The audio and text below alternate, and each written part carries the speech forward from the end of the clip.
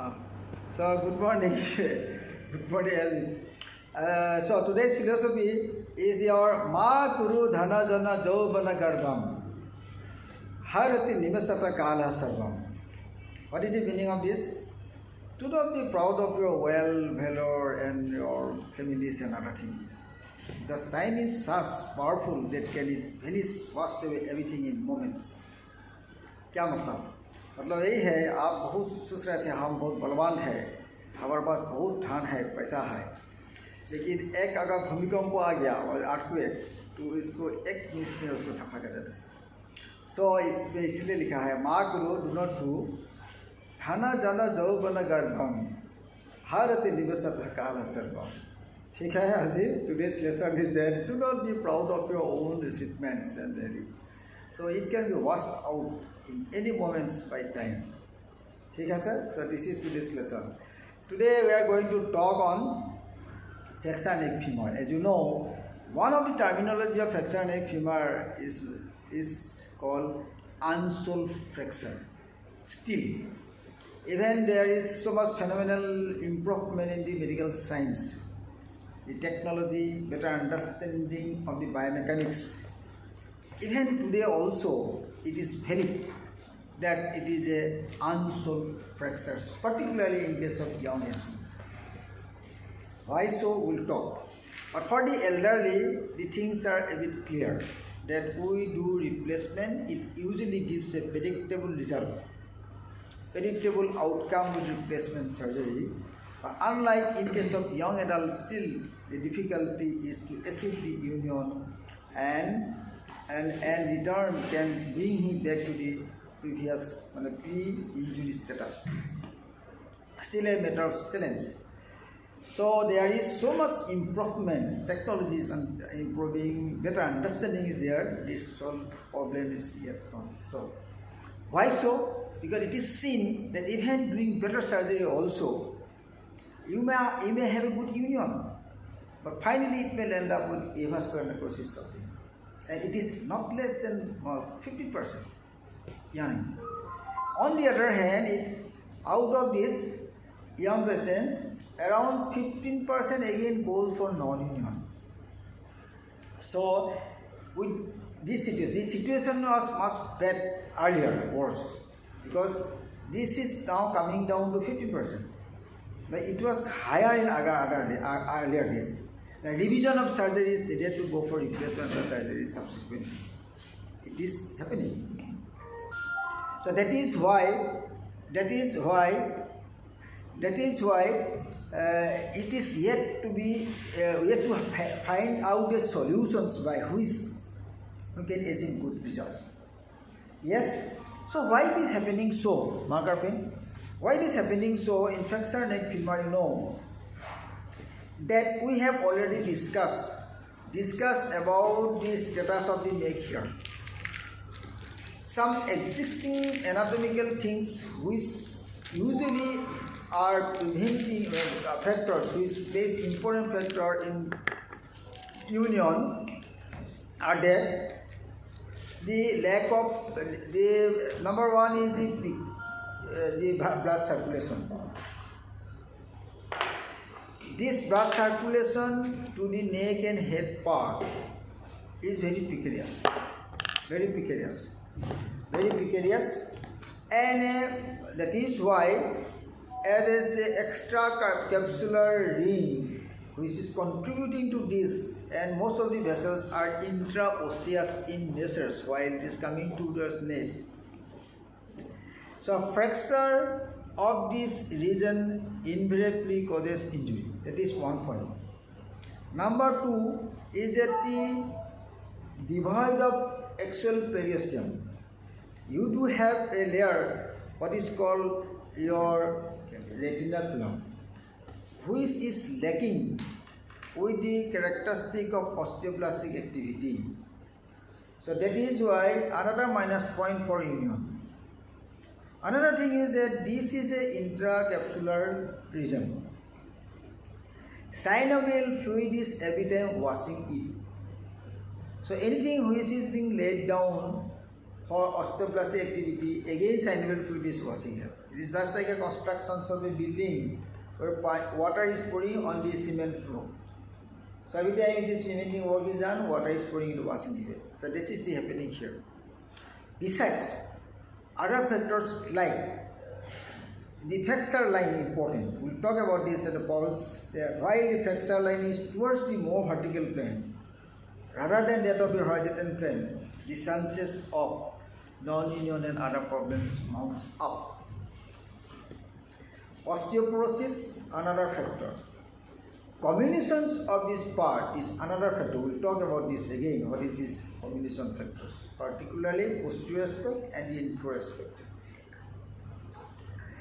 Besides, generalized conditions and other things are always there. These are, but in pertinent to the flexor neck femur, these are important points you have to remember, that which actually is coming on the way of your union. Yes? So anatomical point and other flexor configurations, you must understand why this problem is there. Not able to hear, sir. Some problem with headset, sir. Huh? Sir, with headset they are not able to hear, sir. Achha. Oh no. अभी सुनिए. So that is why it is important. Then again another point is that the flexor where it is happening. If it is towards the approximation of the head, meaning subcapitate nature, then the chances of avascularity and non-unions are always high. Whereas if it is towards the basal side, the chances of union is always high. More towards the head part, the chances of non-union is high. This is all because of the fact that these vessels are more intraosseous while it is goes towards the head. So these are the another factors which also plays their role. The flexor line, the combination, the flexor level, all are contributing to the union of your, preventing in union of the flexor neck femur. Little bit of some morphological here, that you know the neck shaft angle is almost 130, 35, sometimes plus minus 5. It is called CCD, caput, column, diaphyseal, caput, column, diaphyseal. Caput, column, diaphyseal angle. On the other hand, the anteversion is also, you all know that this is, while you are lying like this, so this is the area which is lying high. So this angle is around 10 to 15 degrees. You know, this part is clear. Caput, column, diaphyseal angle, and also the anteversion. These things are important because while you try to achieve the reductions, this to be maintained.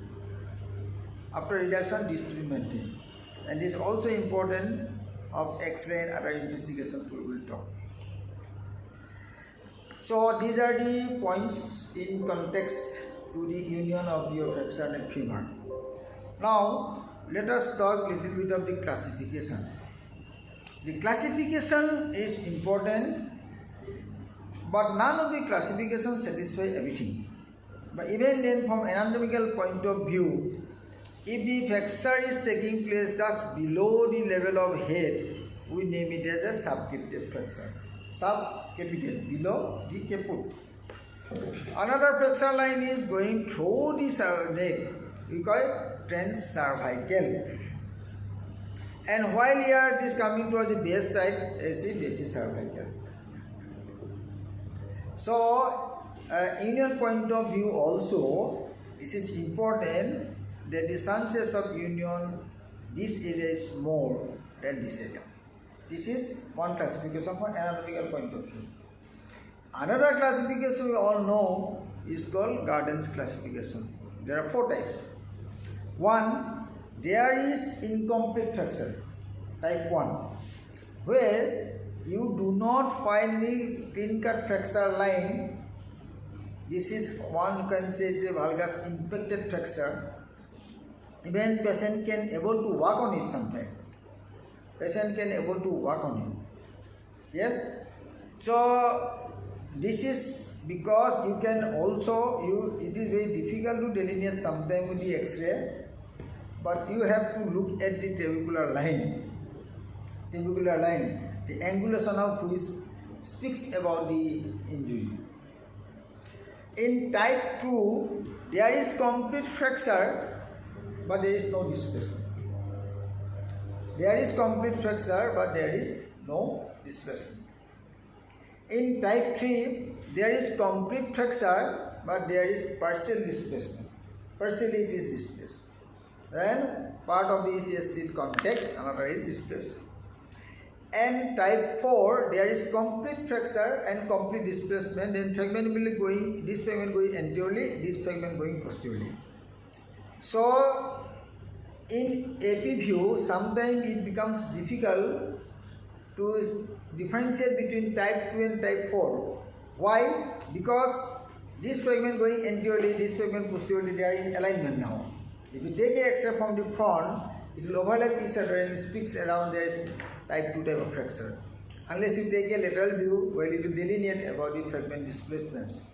So sometimes it's confusing to differentiate between type 2 and type 4 if you are only doing the AP view.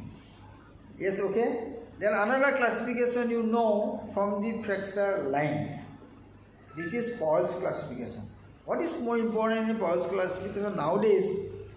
It is said that the Powell's classification is much better to understand and also speaks about the outcome of the aim. What is the meaning of this?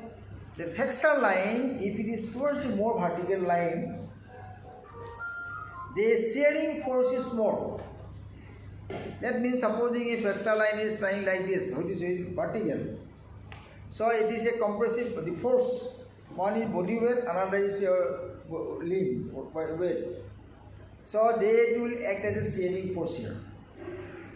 But if the fracture line is towards a more horizontal plane, this same shearing force will be converted to a compacting force. You got my point? So same thing. See if it is like this, so this will shearing. But if the fracture line is towards a more horizontal plane, the same force will be acting as a compacting force. So this is better to understand what is important. So that is why it has been categorized 0, 30 degree, 30 to 50 degree, 50, 70 degree onwards. Meaning is that more you come towards the vertical line, more the chance of shearing force. More you come towards the horizontal line, you better outcome. Better outcome. This is most important, and it is also, it speaks about this future outcome also. So necessarily the vertical line, if it is more towards the vertical line, the chances of union and also non-union will be high. But in case of horizontal line, the union rate is high. Union rate is high. Vertical line, non-union is high. ठीक है sir? That part should be clear.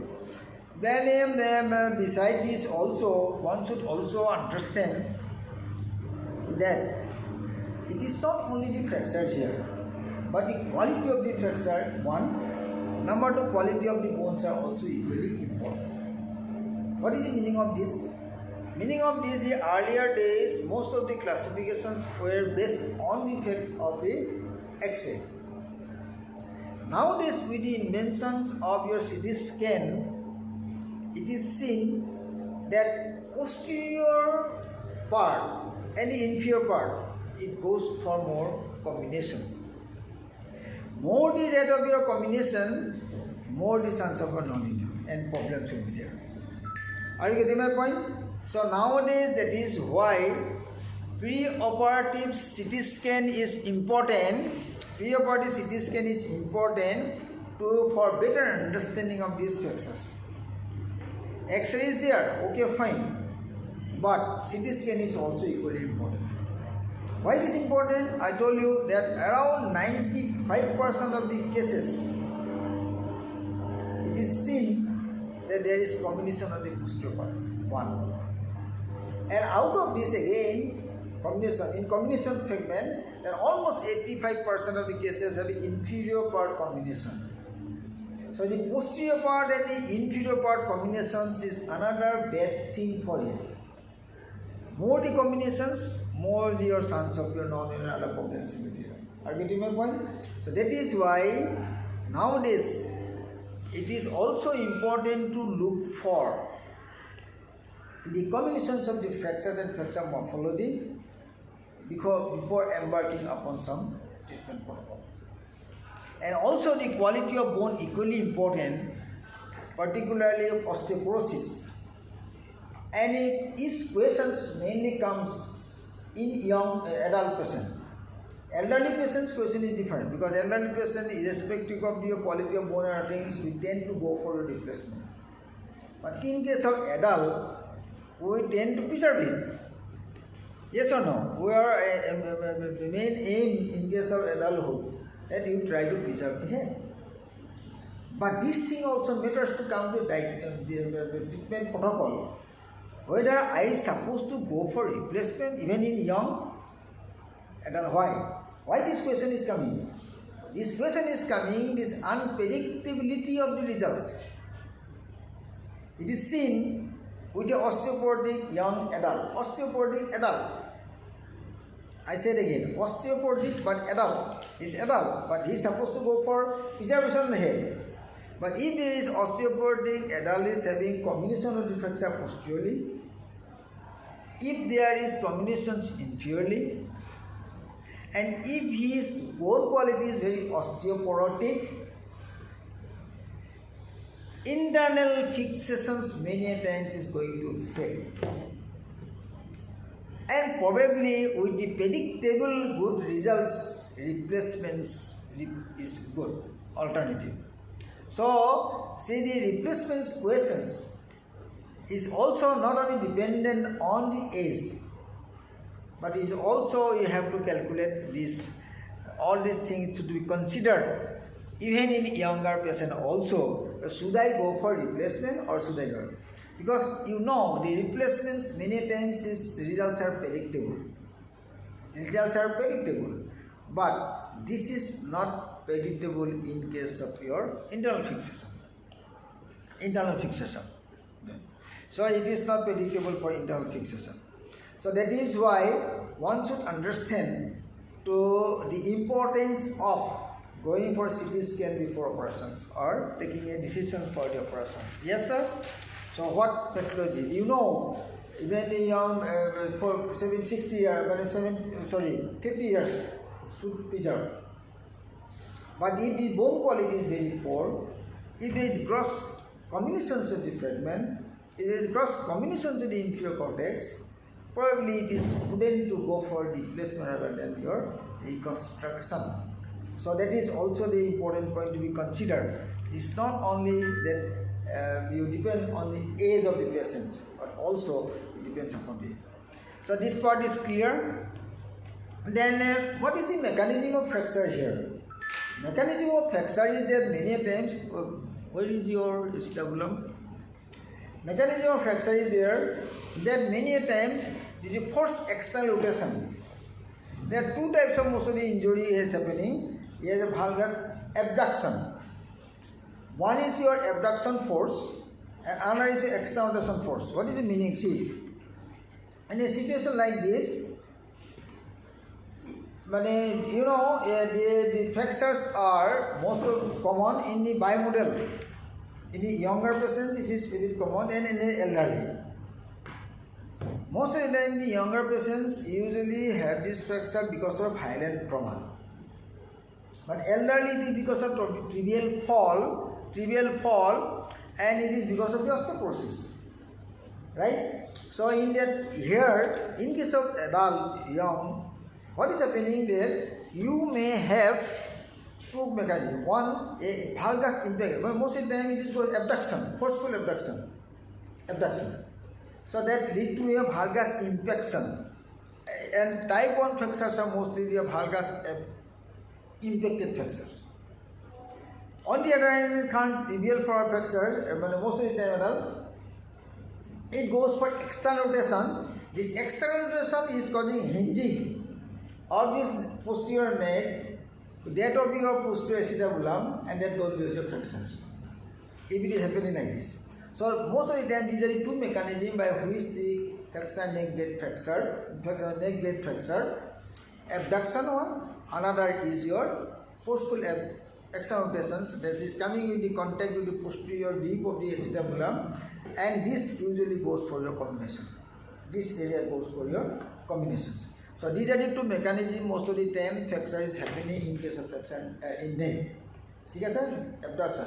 So this fracture which is happening most of the time, this is impacted in nature. That is why it is not easily delineated in the X-ray. And many a times this patient may come to you when working with mild pain, infection, but subsequently it gets the displacement later. So this part should be clear to you. Then next point is that what is the clinical features? What is the clinical features? Clinical features. That the patients usually come with the history of trauma. They are unable to walk. Sometimes, as I said, he can walk little bit of pain because of infection in nasal type 1 gardens. Yes. On the other hand, most of the time you will find the patients used to have certain degree of external rotations. But it is true, the degree of external rotation is less in case of fracture neck femur than that of your extracapsular fracture neck, secondary fractures. And number 2 is that the little bit of shortening is there. The shortening, as you know, in extracapsular fracture neck femur, it is high. Great shortening in external rotations is the hallmark. On the other hand, here also you get shortening, but it is less. Usually it is said on an average 18 mm shortening is seen. On an average 18 mm shortening is seen, and around 44 degree of external rotations is on an average is seen. On an average, these are the two things happening in clinical features. Now, while the patient is coming to you in the casualty, you go for the X-ray. Yes or no? For confirmation. Clinically, there may be tenderness in the anterior joint line. Clinically, there will be tenderness in the anterior joint line. Compression test will be positive, pain will be there. Yes or no? Tenderness will be there. And you need to go for the X-ray to confirm it. AP view of pelvis and also the femur should be important. It is seen around 2 to 10% of the cases of fracture neck femur may associatedly have fracture say femur. Yes, this is not that one, 2 to 10% cases. So it is always important, and also a significant member may come to you with a associated injury to the pelvis as well. So that is why it is always mandatory to include the pelvis and also femur to exclude associated injury along with the neck. This is important for you. Yes or no? That is why they said. Number 2, lateral view is also important to know the neck. You take in parallel to neck, and the cross stable view also people used to say from lateral view. What might be lateral view? This also speaks about the displacement of the fragment, also the margins of the neck. But what is important that to know better the neck part, you need to do some maneuver here. What is that maneuver? We used to say you do internal rotation and traction. So if you do internal rotations, what is happening there? To know in X-ray about the status of the neck. So what is the important? See, normally the limb is like this, anteversion and neck is like this. If the ray is coming from like this, so since there is an obliquity here because of this anteversion, so you cannot see the whole length of the neck. Yes?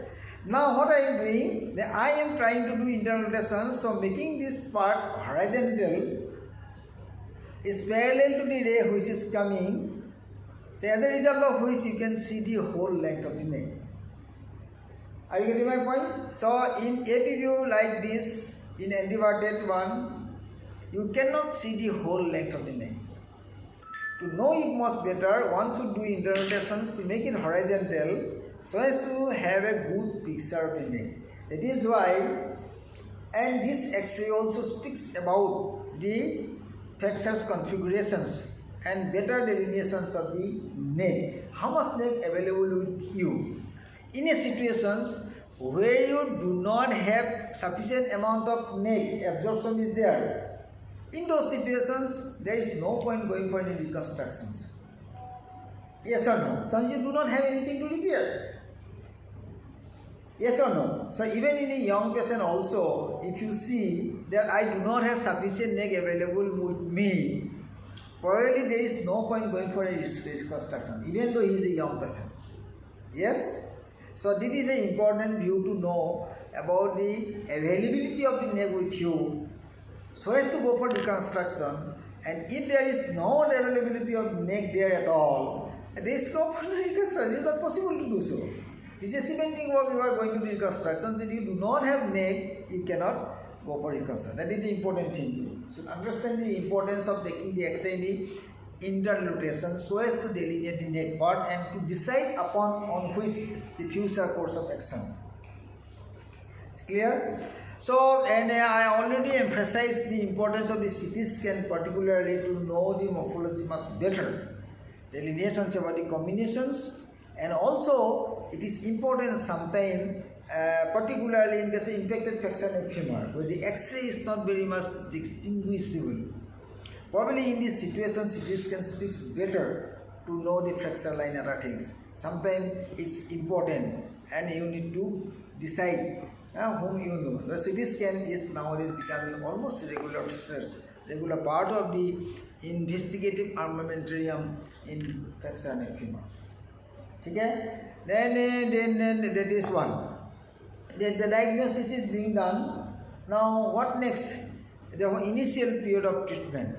The initial period of treatment is that what about the traction? There is a controversy about the point of traction, but better to understand a simple thing. If the traction can give better comfortability in other flexors like femur, we give traction. We give tractions also to tibia and other thing.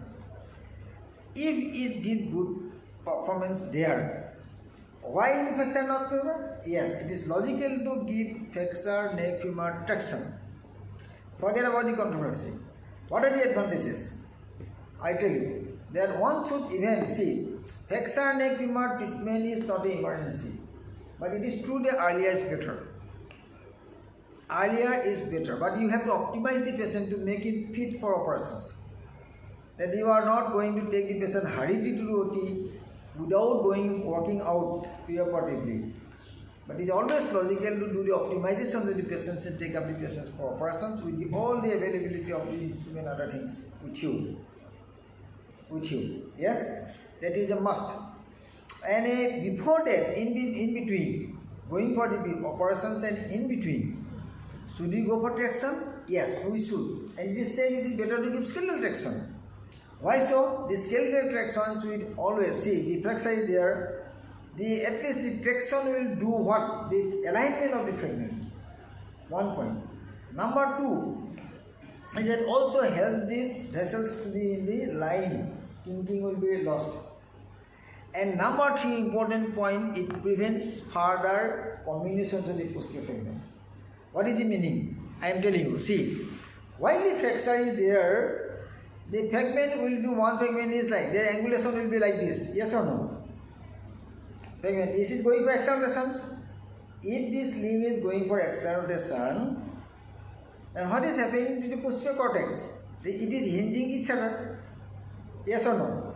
Now, if you allow the patient to have this external rotation every time it is hinging on the posterior cortex like this. 2 fragments here. Are you getting my point? Flexor is here. You are allowing the patient to go for external rotation, then every time it is hinging on it. More it is hinging, more it is causing damage. So there is a possibility of comminutions in the posterior fragment because of you are allowing the patients to go for external rotations.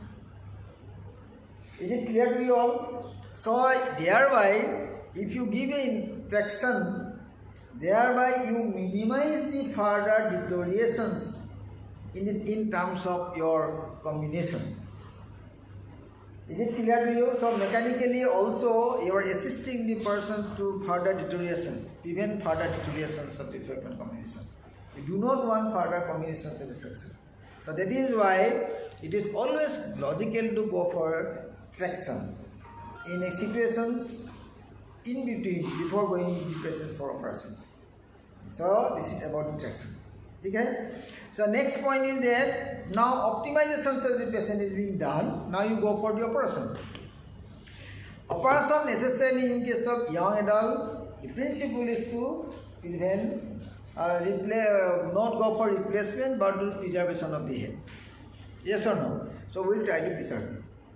Then the treatment protocol is that you try to do close reduction, then go for internal fixation. Close reduction and internal fixations is the actual principle of treatment in most of the cases. The close reduction is that patient is under anesthesia. Most of the time you do flexion, traction, externalization, then do traction, extension and internalation. So thereby most of the time you can reduce it. See, flexion, traction, externalization. Disinfection is done. Disinfection between the fragment is done. Now we get traction, do the externalization, do extension, then internalation. Thereby you can do the alignment. And this should be confirmed in the CM also, how much you have acid. Guardian index is there to see how much you have acid or not. In situations where you are unable to achieve the reductions, what is next? You necessarily go for open reduction. Most of the time it is Smith-Peterson's approach which is commonly being practiced to do open reductions only. So if you are not happy with the reduction by the closed maneuver, so necessarily you should endeavor for open reductions, and most of the time it is Smith-Peterson approach, thereby you try to do open reductions. You do the open reductions and then also reduction. Then next time is the fixation. Fixation, as you know, we are more concerned about the multiple canceller screw technique. Multiple canceller screw technique. So whatever it might be, there are Smith-Peterson nail, long back, SP nail, triphalence nail was initially used, and that was one of the important step in internal fixation of fracture and femur. You must have not seen the triphalence. Old book you will find the triphalence pin is there, which you have to introduce inside. That is being done long back by Smith-Peterson. This is called Smith-Peterson nail. Smith-Peterson SP nail. It's no more available here. But this is nowadays being replaced by canceller screw. Now there are so many things in canceller screw. One basic point you are supposed to understand, once there is a fracture here, if the screw is being passed over here, then the threaded part should always cross the fracture side. This is one of the basic things you have to understand. Most of the time, the selections of the threaded part, usually canceller screw come with 6.5, 16 and 32 thread length. Yes or no? So whether to go for the 16 or 32, it depends upon where the fracture is. But basic principle that your threaded part should cross the fracture side so as to have your leg effect. So as to have this leg effect. Understood? So this is an important thing in the basic principle. One point. Next point is that the selections of the configuration. Selection of the configuration, how you are changing the design. So there are concepts of passing the screw in parallel to each other. It is said these configurations of the parallel fixation is not good. There is a problem here. What is the problem? I technically can tell you that if the screws are parallel, what is the benefit? If you are tightening on the screw, a time will come it may go for Vedas. Why so? You know, there is a compact bone posteriorly in the posterior medial. What is that called? Calcar. Calcar. So calcar is in the posterior medial part of the neck, which is ascends up towards the trochanter. Now, this is a strong bone. Now, if you are doing a tightening over these screws, what will happen?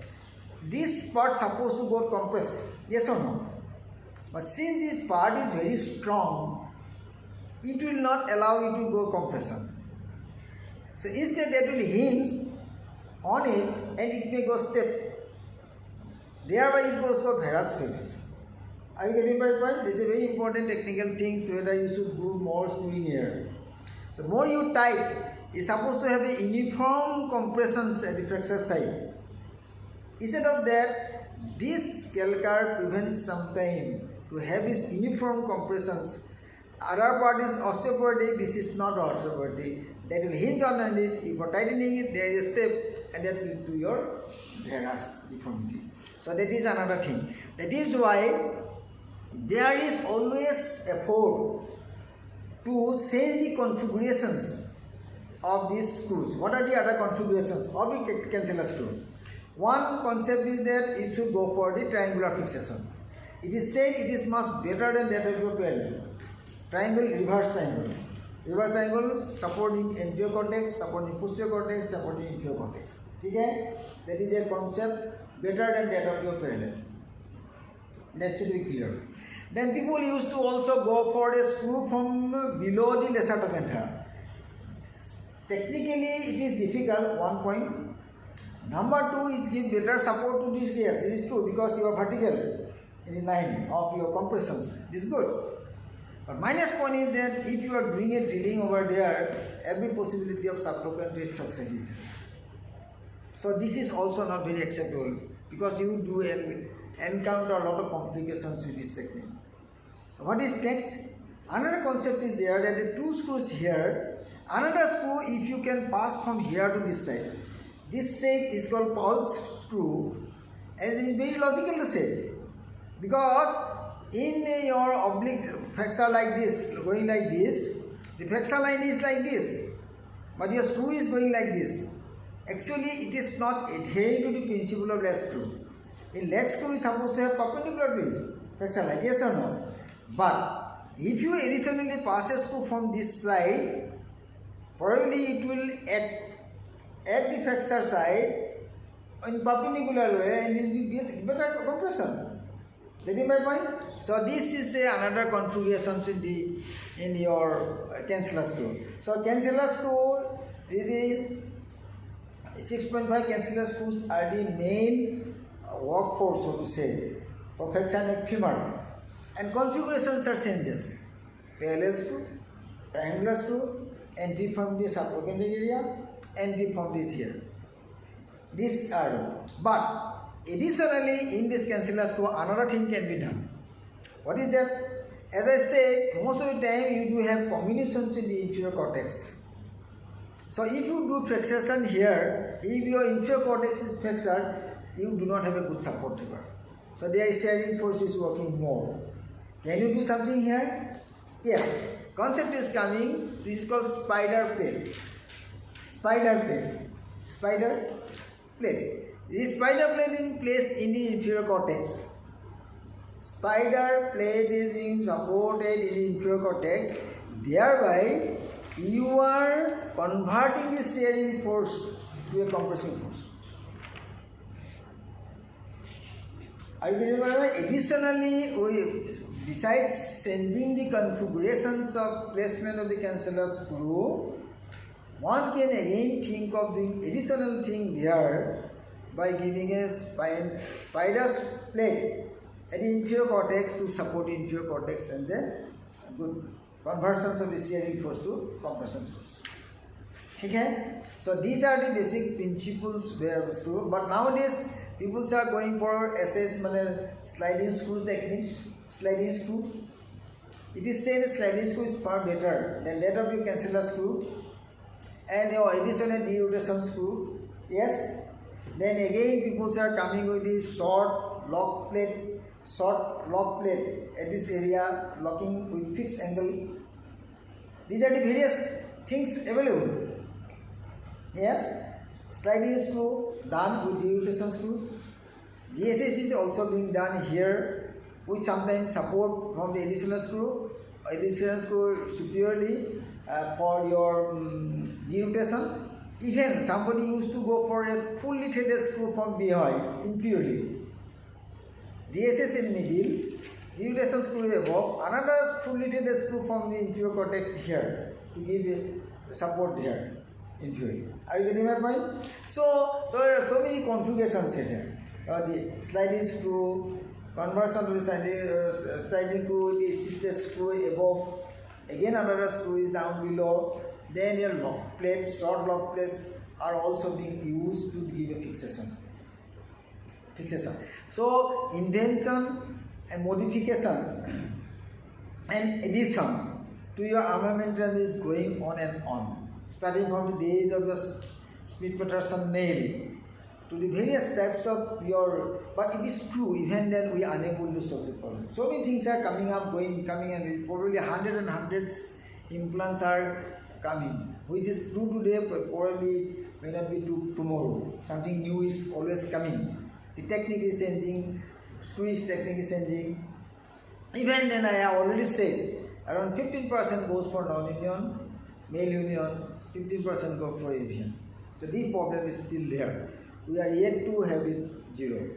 So this is going on, but you are supposed to understand the basic thing. And rethinking in this approach is also, as I said, on the basis of CT scan and the quality of bone is also important in today's scenario, so as to have a predictable results with the replacement. You know, the replacements usually give a predictable outcome.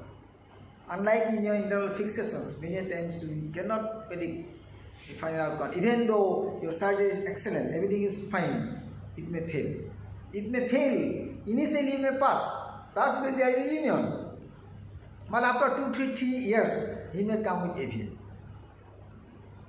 Yes? Initially you must have a good union. You can do everything fine.